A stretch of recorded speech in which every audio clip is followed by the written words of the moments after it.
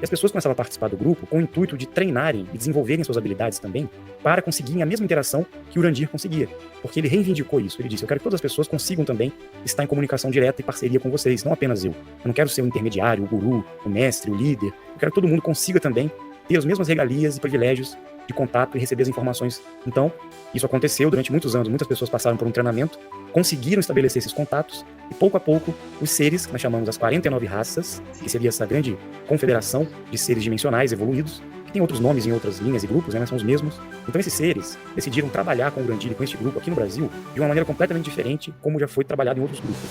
Chegou o momento de trazer realmente evidências físicas, evidências concretas desse trabalho, dessa presença maior aqui na Terra, que na verdade é uma repetição de trabalhos que já aconteceram na história. Então, como começou isso? E vocês estão alcançando os objetivos ou houve algumas mudanças? Bom, toda a história de Dáquila começou justamente com o Urandir. Desde criança ele foi contatado, ele teve algumas experiências de interação física direta com seres extraterrestres, que na época ele não entendia muito bem o que estava acontecendo com ele. Depois de um tempo, ele era muito jovem, né? Com 13 anos ele teve o primeiro contato dele. Ele foi levado para uma experiência dimensional, mas foi no físico mesmo, não foi algo extrafísico, como muitos relatam, em projeção astral, não, não. Foi uma experiência direta, concreta. Inclusive, depois daquele momento, a vida dele mudou completamente. Imagina você, um adolescente, ter um contato desse tipo, né? Ter uma experiência dessa. Ele morava na roça, não tinha muito conhecimento ainda das coisas, era muito simples, né? Uma família simples que vivia no interior de São Paulo. E para uma criança, um adolescente que passa por uma experiência dessa, deve ter sido muito forte, né? Então ele começou a desenvolver certas habilidades paranormais depois dessas experiências. Já nasceu, né? Meio diferente. Quando os pais deles contam que ele já veio com habilidades diferentes desde criança. Segurava os talheres entortavam na mão dele. Então ele já tinha uma frequência cerebral diferente e certas habilidades. Só que depois dessa experiência de contato, a vida dele mudou, né? Ele acabou ficando muito sozinho, ele era estranho, né? Diferente. Na escola, os amiguinhos tinham medo dele até. Então ele aprendeu a se conhecer desde criança. E ele sempre foi acompanhado por um amigo que era um amigo diferente. O nome dele era Bill. E esse amigo dele sempre passou conhecimento para ele, sempre dava aulas sobre o universo, sobre a espiritualidade, sobre o mundo, sobre o sistema, sobre a vida, a evolução na Terra. E ele achava essa criança muito diferente, né? E um dia esse ser, esse tal de Bill, disse para ele que ele não era da Terra. Disse que ele tinha vindo das estrelas, na constelação de Pégasus. Aí Urandir falou, bom, você deve estar de brincadeira comigo, né? Você deve ser um doido aí, um garoto da cidade, maluco, querendo zombar com a minha cara. Aí falou, não. Aí ele entra lá na sua casa. Ele falou, abre a janela que eu vou ficar aqui te esperando aqui fora. E quando ele abriu a janela e entrou, o menino se desmaterializou na frente dele, lá fora, e apareceu atrás dele, dentro do quarto, tocando no ombro dele. E aí, agora você acredita? Ele aprendeu muito com esse amiguinho dele, o Bill, né? E ele foi amadurecendo, foi ficando adulto, né? E de repente, quando ele tinha mais ou menos 20 e poucos anos, ele foi contatado novamente. Ele teve uma outra experiência muito marcante. E foi dito a ele, né, que ele deveria realizar um grande trabalho com a humanidade, montar um grupo, que depois ele seria orientado, treinado para realizar essa missão, que ele tinha uma grande missão. Só que, a princípio, ele negou esse trabalho, ele não queria, ele se achava despreparado, ele achava que poderia ser perseguido e tudo mais. Ele era já uma pessoa religiosa, espiritualizada, ele já buscava um certo conhecimento, e as habilidades que ele tinha, ele tentava esconder das pessoas para não ser rechaçado, perseguido e difamado, né? Porque ele tinha receio disso. Até que um dia ele despertou habilidades de cura e começou a ajudar muitas pessoas com cura energética. Então ele se sentiu muito bem com isso. E aquele amiguinho dele, que sempre acompanhava ele, de repente sumiu, desapareceu da cidade, nunca mais ele viu. Então ele foi levando a vida dele com essa sensação de que ele tinha que fazer alguma coisa, mas não podia falar para as pessoas, que ele foi contatado, que ele teve experiências com seres que vinham de outras dimensões.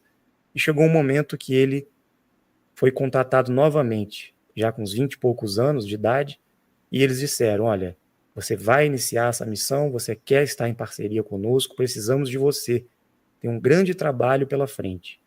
Aí ele assumiu esse compromisso, ele decidiu iniciar esse trabalho, montar esse grupo, e ele foi direcionado a começar a ir na televisão, mostrar a paranormalidade dele e falar dos seres extraterrestres, da ufologia, com um viés um pouco diferente da convencional na época. Isso despertou muita curiosidade das pessoas. Ele foi na Bandeirantes, no SBT, isso na década de 90, né? 97, 98, 99, até os anos 2000, quando começaram as perseguições da mídia contra o movimento que ele estava realizando. Tentaram difamar ele a todo custo, né? Para queimar com a reputação do trabalho e a imagem dele. Isso foi iniciado por alguns grupos, né, de pessoas que não queriam que a verdade viesse à tona. Inclusive alguns ufólogos bem conhecidos no Brasil, né? Ficaram com muita inveja do que o Urandir estava manifestando e, na verdade, queriam ter a experiência dele. E não conseguiram. Então, no início, ele fundou o antigo Projeto Portal. Foi muito conhecido pelas pesquisas em ufologia. Só que era uma ufologia diferente, porque a proposta era justamente buscar essa interação física, verbal, e esse desenvolvimento para a gente conseguir atingir um nível que não mais necessitaríamos de intermediários, médiums, canalizadores, pessoas que estão se conectando no extrafísico, né?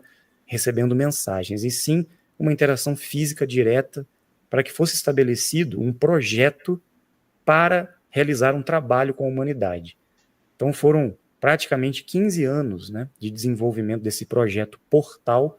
Muitas pesquisas foram feitas na área da ufologia, na área da arqueologia, da medicina, né, da astronomia, várias ciências, sempre com um cunho muito científico de pesquisa para provar as coisas e não ficar apenas no misticismo, na crença.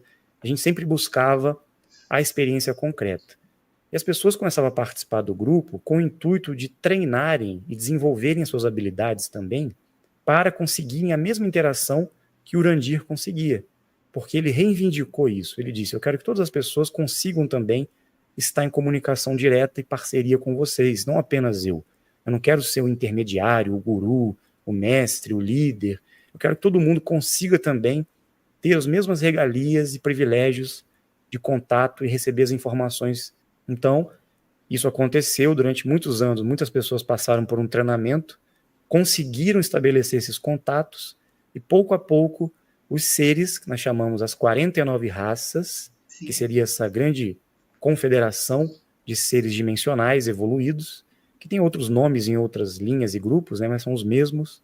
Então, esses seres decidiram trabalhar com o Urandir e com este grupo aqui no Brasil de uma maneira completamente diferente, como já foi trabalhado em outros grupos.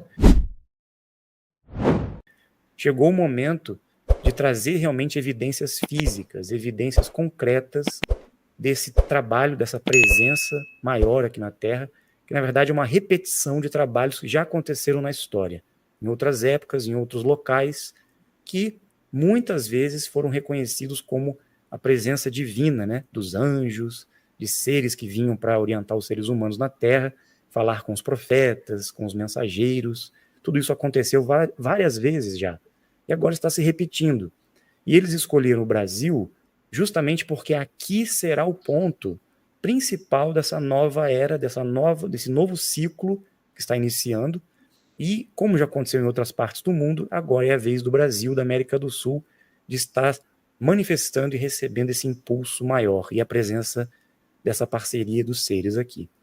Mas eles queriam que esse trabalho avançasse, não por um âmbito que desse a entender que as pessoas ficassem numa espécie de fanatismo religioso, de misticismo, né, de conexão muito esotérica. Eles queriam que fosse muito pé no chão. Vamos usar uma linguagem científica, mental, para que a gente consiga atuar em todos os setores da sociedade. E nós precisamos de pessoas, e isso os nossos parceiros dimensionais falando, né? Nós precisamos de um grupo de pessoas que nos representem, que estejam em parceria conosco, não para levar misticismo e falsas esperanças para a humanidade, e sim ações concretas, executar um plano de transformação do sistema. Como? Atuando na medicina, na ciência, levando informação na área da educação, tecnologias, conhecimentos da antiguidade, desvendar a história, trazer a verdade realmente em todos os setores da ciência, da filosofia, da espiritualidade, todas as áreas do conhecimento. Então, neste momento que o projeto Portal concluiu a preparação, nós entramos na fase de executar este plano de ação, que aí surgiu o Dáquila Pesquisas, que seria a transição entre um grupo, que seria um projeto, para um grupo de ação na humanidade. Então, o Dáquila significa, este nome em Irdim, aqueles que buscam o conhecimento, aqueles que são deuses da própria vida, aqueles que são pesquisadores, que investigam a verdade. É o Dáquila. E este grupo começou a formar grandes profissionais de pesquisa, pessoas de várias áreas do conhecimento, todas as áreas, na verdade, não só na espiritualidade, mas na ciência, em outros setores também, para que tivéssemos um holding, ou seja, um grande leque, um guarda-chuva, não só de pesquisadores, mas de empresários, né? De pessoas que queiram realmente estar agindo e atuando nesse grande ecossistema, que hoje é um ecossistema, porque nós temos diversas frentes de atuação, não só de pesquisa, mas de desenvolvimento social, educacional, empresarial, socioeconômico e também de busca de conhecimento em todas as áreas, como eu falei. Então, o Dáquila se transformou num grupo que investigava realidades paralelas, dimensionais, uma ciência paracientífica, se transformou num grande centro de pesquisa, de turismo, de desenvolvimento e de empresas, né? Porque hoje nós temos mais de 13 empresas se espalhando pelo mundo para levar não só os benefícios das nossas descobertas em todas as áreas, como o conhecimento para trazer benefícios para a população. Nosso intuito é realmente conseguir se infiltrar, levando aqueles benefícios que foram nos passados primeiramente, mas para todos, né? Que todos possam usufruir dessas tecnologias, desses conhecimentos, e é isso que nós temos como objetivo central. Por isso começamos a construir nossa cidade, Zigurates. Essa cidade foi orientada também pelos nossos parceiros para que ali fosse formado um centro de pesquisa, de encontro de pessoas despertas para a grande revelação do futuro, que o mundo estaria de olho naquele local, porque lá seria o centro, o novo centro, a nova pérola do universo, né? Como já aconteceu no passado em outras regiões, deveríamos construir um grande monumento escalonado, uma pirâmide moderna, e que ali seria o vórtice ativo da Terra, onde muitas coisas seriam reveladas e trazidas para a humanidade.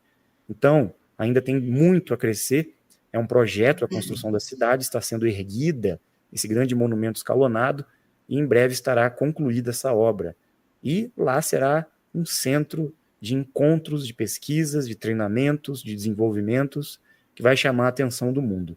O que mais nos traz tranquilidade sobre o nosso trabalho é a nossa parceria, é a segurança que nós temos de estar realmente buscando uma mudança no sistema e levar esses benefícios para a população com o respaldo dos nossos amigos que nos orientam diretamente, não é espiritualmente, de forma física e verbal. Quando é necessário, nós temos a assessoria deles nessa parceria que nós temos.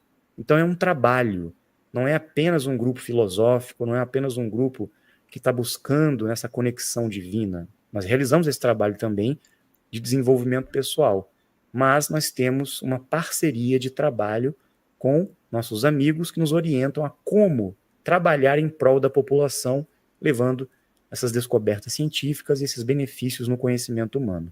Resumindo, é isso. Essa foi a missão do Urandir, organizar e criar esse grupo, reunir essas pessoas para esse grande trabalho.